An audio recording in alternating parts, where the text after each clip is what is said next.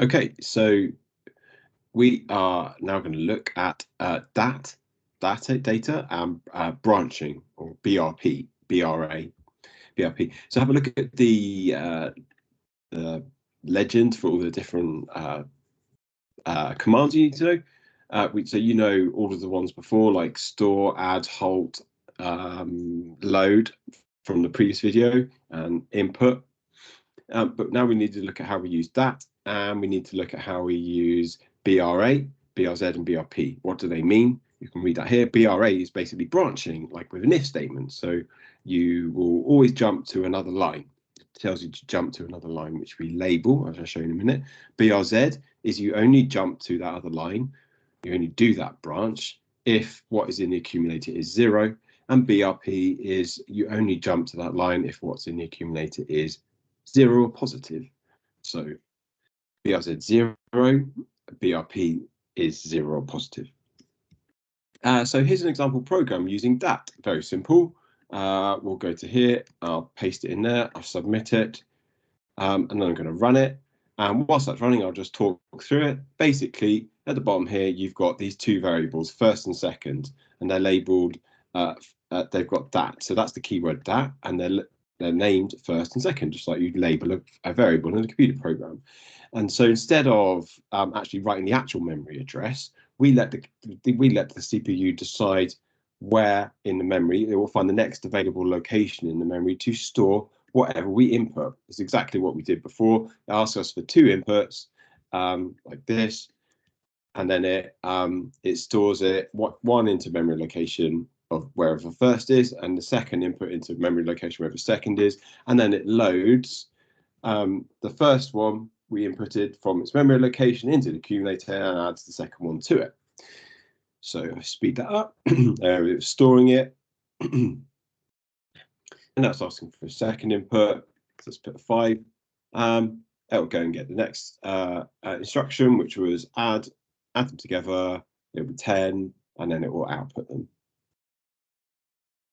So I'll make that go super fast. So it's a very simple example I don't need to spend too much time on, but you can see how we're using, very simply, doing the same program we did before add, and we're using data variables. So have a look through that code, make sure you understand it, and then why not create a program that asks the user for input and stores that input into a variable called age. So actually something a little bit simpler than that. Maybe you could do a program that would calculate the age difference or something, or the difference between two numbers. So have a go at that, pause the video, and then come back and watch this. Branching and looping, this is the more difficult things, and it can get a bit confusing when looking at machine code, especially in the exam. Let's just jump straight to the exam question and look at what an example question might look like. So you can see here they've got 4 data variables at the bottom, which I just talked about: green light, red light, max, and entry. You can also specify what you want to store in them initially. So green light and red light is going to store 1 and 0 and 5. And then throughout this program, they're using BRP, BRA, which is going to branch. If I want to branch, I have to know where I'm going to jump to. So if I get to this line and whatever is in the accumulator, whatever this program is doing, you'll need to look at that and work it out for yourself in a minute. I will go through this in another video though. BRP. So we're going to branch BRP to the line labeled accept. So we'd jump to here, and then we'd load whatever is in green light into the accumulator. However, if that wasn't true, we'd go on to here and we jump to print and end, which would output what's in the accumulator and end it. So branching is all about testing what's in the accumulator, if it's BRP or BRZ, and then jumping to that line. So to come back to my example here, which I've created for you,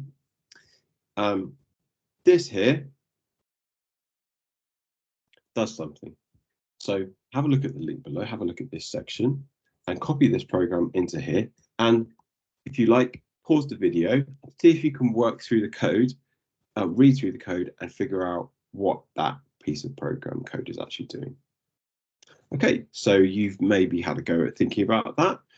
So let's talk through it a little bit. Let's run this. So the first line is we've got two data variables. We've got X and Y. So at memory location 7, we're going to store X. You can see it's stored 1 there. At memory location 8, we're going to store 10. So it's got 10 in there. So the first line, there are variables. The first line is going to load X, so that 10 into memory, and that's what it's doing now. It's so if we let it carry on, it's loading.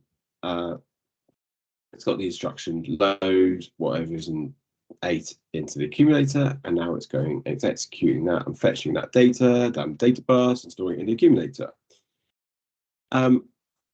Then if we run the next instruction will test whether what is in the accumulator is BRZ. So if it is 0, then the program is going to jump to the line end and then it will halt. But it wasn't 0, it's 10, so the program carries on. We're going to output whatever the next instruction it's going to fetch is 706 or out, and it's going to output that into the output window.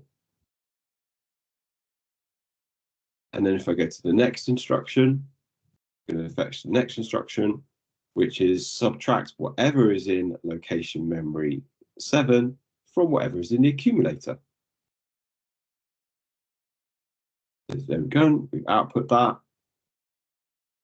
I speed this up a little bit, going to fetch the next instruction, which is subtract whatever in 7 from the accumulator, literally subtract 1 from 10. And then we're going to store that new result back into memory location 8. And then we're going to repeat this process. This is where the looping comes in, because on that final line, we're going to check if what is in the accumulator is, well, actually it's not checking anything, literally just going to branch or jump to the line labeled loop. So it will go back up to here, and then it will repeat that process. So if I let that run now, we can put it on maximum steps.